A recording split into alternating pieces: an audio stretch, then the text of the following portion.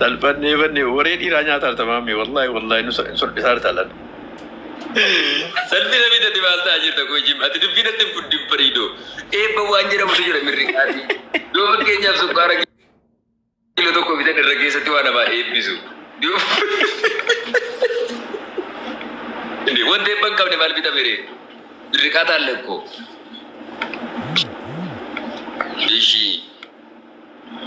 ishii jara sadan edaa waamuu dhaqeera an maamme uui najjaash ijoollee fuddoof jalaan nabadu jedhan maaltu waa'ee edaa si dubbachiise waa'ee addaatti jirra us nimin jara tarabu waa'ee edaa sirratti hin dubbatinaa darbenni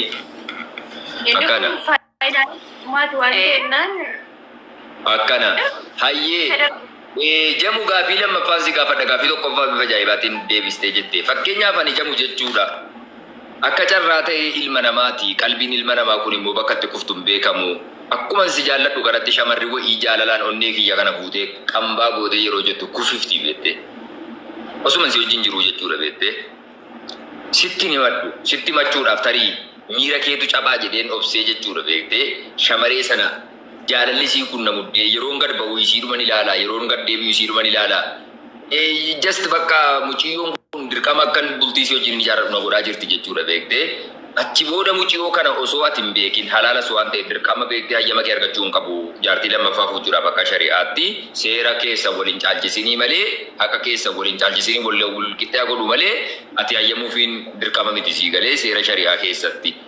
Kanaan muciyyoo sana jechuudha beekte kanuma nikaa hidhachuudhaaf of qopheesse qofa dhageessa namarraa. Kana booda murtiin kee maal ta'a? Maanni beektaa waan naanii. Ati ofitti amantee nan fuudhaa ittiin asiif gammachuu qaba taanaan anarraa jaalalli kan koo hin qannasu taanaan rakkoo qabu fuudhi gammachuu siif qaba taanaanii.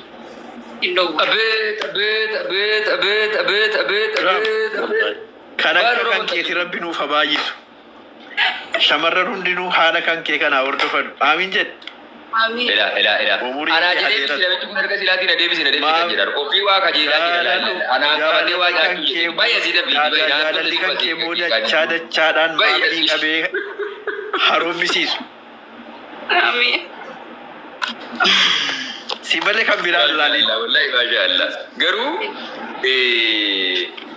dhugumatti akkuma amma afaaniin jettu kana keessa kee ilaali. Shamarran keenya waan tokko beekadha.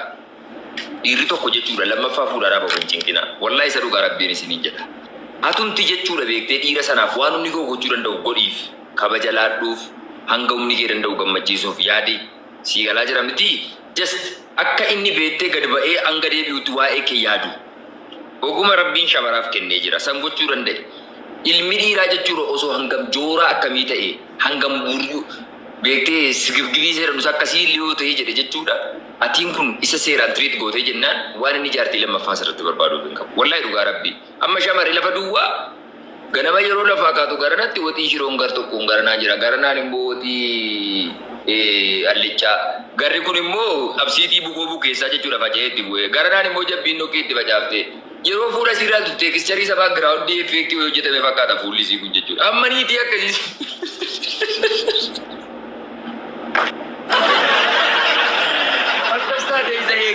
jechuudha miskiinni fayyaalettiin jechuudha. Abbaa mana koolaa inni fuudhe jetti.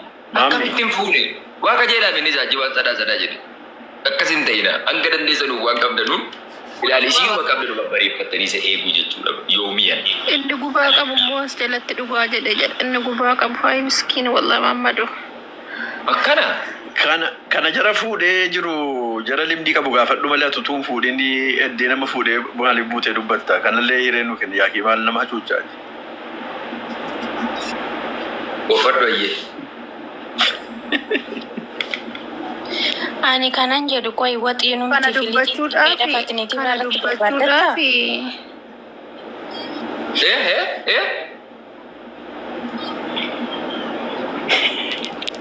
Maal jette waan ofi? Inni nageenya maal jette dhuguma? Dhugumaan yoo jaalatteen jedhee waxiin yoo tuqees lixiinis yoo tuqees ishiin mana ofiitii fi yoo jaalatte hin gorsita malee ishiin lixiin ishii fuula tuqee dhafate kan biraa deemtee irratti fuutamuu maayin? Koi. Qoyyati baaju koo anuun deebisaa fi shiggiriin qabu kaafii bareedduu gaafatte. Okay, hin jaallattee waan ta'eef liixiin fuudhatta taa'u. Garri kun liixii, garri kun niitii, garri kun liixii. Akkanuma ta'ee isa jiru sana dhaqee jechuudha itti hamaratu. Minno habiibti siidaa wayii. Yoo dalagdee fixxee balli niqatti shiinui. Ijoollee isuma jechaa jirraa bar. Yeroon dalagamu yeroo biraati. Yeroon immoo abbaan manaatiif kennamu yeroo biraati. Ganama yeroo inni manaa ba'u shiita golbaa guddaa wayii uffattee jechuudha galgala yeroo dhufu isumaan eedde akka waan irratti beettee ijaaramee wayii wantichi. Maa mana baattee deemaatti hoo? Min maala ture? Xaddee wayiiti hoo? Abbaa warraa hin bitu. No. Siyaasa kanaa kanaa waliin burjaajessinu. Oromoo wal bursaa. Shatti isaa uffatti gashuu mashkilaa. Waa'ee tishii darabini. Maali jarana yoo akkam rakkatamee jedhame uffata tokkittii qofaan hin jiraatu. Maali jara keenya amma? Dubbachuuf barkuni abbara. Dhugaa dubbachuudhaaf taanaani wanti amma maamiin Mahammad haasa'e kuni ijjig በጣም መሰረታዊ ነው jechuun wallahi ilaala samma bultii keessan seene naan jetta miti garuu umrii koo kana jaarsummaa keessatti hin fixe jechuu nan danda'a waan sirrii bujimma akka carraa ta'e ilqiidhumaaf jedhu namoonni akkuma guddaa wayii tolii gadi na oofu waa'ee jaarsummaa kanaaf nan arga yeroo baay'ee beekte nan dhagaa yeroo baay'ee bultii wanti diigu namni waan guddaa wayii si abeette yookaan warri kutuu yookaan ija warri gurus guddaa wal cabsu waan akkasii si namni wantoota xixiqqootu jaalala hirrisaa balleessaa kootoof divorce yookaan bultii diiggaatti deema dhugaa rabbiin isinii jira xiqqeessitan ilaalinaa wantoota kana ilmi dhiiraa tokko atama fakkeenya mana koon qabadha jettee ilmoo kooti jettee akkas jetta jireenya akkuma jirti ta'ee ilmi dhiiraa waan qabduun jechuudha yeroo inni bakkeedhaa dhufu dirqamati beettee shittoo gatii qaqqaalii isa birrii gurguddaa yookaan huccuu babbareedaa waan akkasiitiin eeguu miti isiidhuma qabdu kana saamunaadhaan akkas goggootee siigalee qoorfattee isiidhuma kana lan sirreeffattee afaan gaarii caala Oromoon uffatuma kana Atis akkasitti fiduu qabda. Atis akkasumatti bittee fiduu qabda. Emittiisii gara maaltu natti gadhiisee waa tokkotu jira asirratti. Wallahi maamee dubbina tammaa haasa'aa jirtu kuni wooma hawaasa keenya qanii qaninaan mudataa jiru. Namoonni baay'eenis dhibeedhuma waan akkanaatiif amma gara community kana dhufee namni wal kasasu namni wal hiiku namni maal jedhu waan amma jedhanu miti. Jimmaa dhaggeeffadhaa nama Saudi Arabiyaati waan ta'eedhaaf iccitii baay'ee beekaa dhaggeeffadhaa nama kana.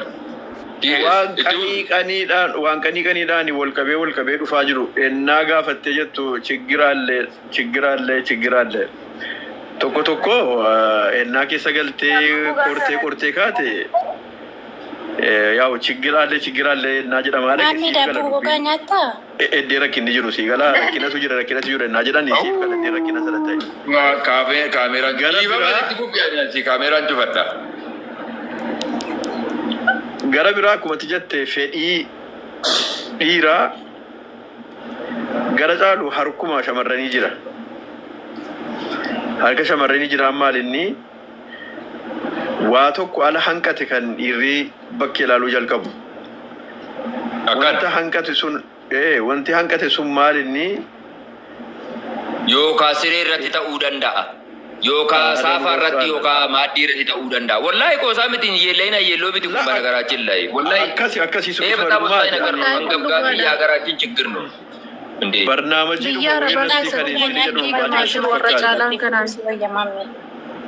dhaggeeffadha. Shamarri tokko bakkeetti yeroo uffattee qinni jettu jechuudha hin babbareeddi maashaa Allah.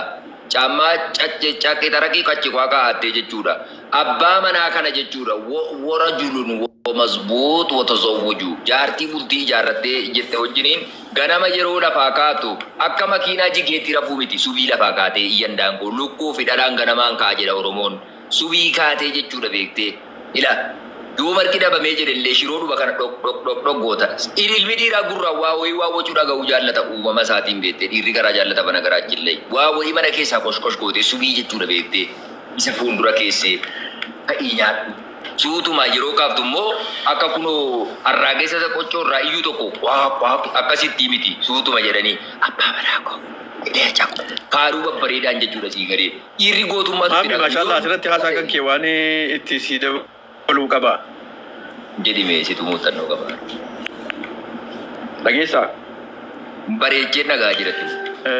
jecha kan kee ammaarratti lafa duwwaaraa waan fuute natti fakkaate maaliif doktora wayituyyuu linnisaa ifaqat kan jiru barnaamijii wayii irratti dhiyaattee jennaan gaafatan maal inni jarri gaafatanii waahii dhiiraa fi alaqaatiin wagginootaa kanarratti aqraba xariiqi jette laqalba rijaal xariiqeen karaa lamaa jette onnee dhiiraa keessa seenuudha.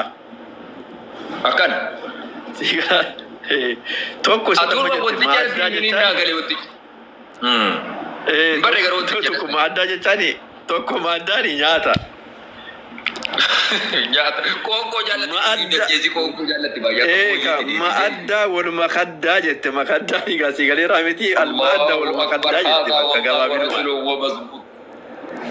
Wallahi sigala jecha al tokko namni intina yaasee battaqalee jecha doktoritti kanaatiif natammaa suftee kaate nyaataa fi ciisa jechaan yaani maaddaa wal makaddaa inni siin jette suma kana gabaabinuma. Bar wallahi jimmaa sitti mee bar dhiira tokko ati nyaataan gammachiiftee siree irratti gammachiifnaan inshaallah ilaa yoo malqiyaam osoo beettee namni jidduu shiruu miti osoo bilookii fuudhee akka kunoo gimbii sattinitti ijaare ayilleeyyishim. Kan biraa hammatee si yaada. Riyaalitiin jirtu kana bahulattuu bootaalaa goosii ta'e. Dhiigalee. Yeroon kana jedhu amma shamarri garii akkam yaadde sitti fakkaata. Isiin sun mudhiin sii soonsa. Isiin sun indazii. Akkasii miti. Inshaallah ati mooyyee fakkaattu. Uturii tokko jechuudha dibaabii fakkaattu bakkottu. Inshaallah ati kan subsatta isu guddaa ayidallam. Tilliquu nagar mindinno waan qabdu kana mi'eeffachuu danda'u yoo kana jennu. Fuulumti fakkaatan jechuudha beektee. Offimmaa hin dimibbaan lagar. Anti birdiin kennaa fi ijoollee kana daddibalee dhufu. Wallahi dhugaadha. Baqallaala waan tola kennan dhufi miti. Waan hin kolfaa dubbadhuuf namoonni kun. Ne isin fayyada dhaggeeffatan nan tuffatinaati ijoolletti. Wallahi fayyada dhugaa jette. Amma shamarran keenya hawaasa keenya keessatti bal'inaan mul'ataa jiru wanti kun bal'inaan. Jaarsummaa keessa gallee hennaa haasaanii yaalgammaachuu nagargar ba'ee walii kan yeroo jedhamu namni badii guddaa wayitii waan walii kan wayisee namni yeroo dubbii sana qorattee geessee jettu dhiirichis cabseen dubbatu jaarsa biratti hin gunguma siigalee isiin shamaraa isin cabsiteen dubbattu ofirraa hin gungumti osoma gungumanuu gungummii sun gara tuffiitti deema tuffiin immoo jechuudha gara wal miiruutti deema wal miiruun immoo gara diiggaatti deema jechuudha isinii galee. Wanti kun garuu asirratti haasaa keessan dammaan qabee. Qeerroo jimma wilqabu. Wanti kun ikkoo asirratti kara dubartii qofarraanii miti kara keessaniinis jiraachuu danda'a bar. Kara lammaniitiin uni jira dadhabbiin. Bareechee. Saa waralaa. Bira eeyyee laala shamara qofan jenne nus bara garaatti.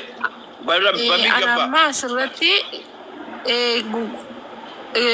baatiidhuma kana keessa namoota olii kan nama 3-4 nan beeka biyyuma Saawudii kana keessatti jechuudha. Garuu rakkinni karaa isaatiin kan ta'u mul'ata beektu. Kanaafuu karaa dubartii qofa irratti mitidha.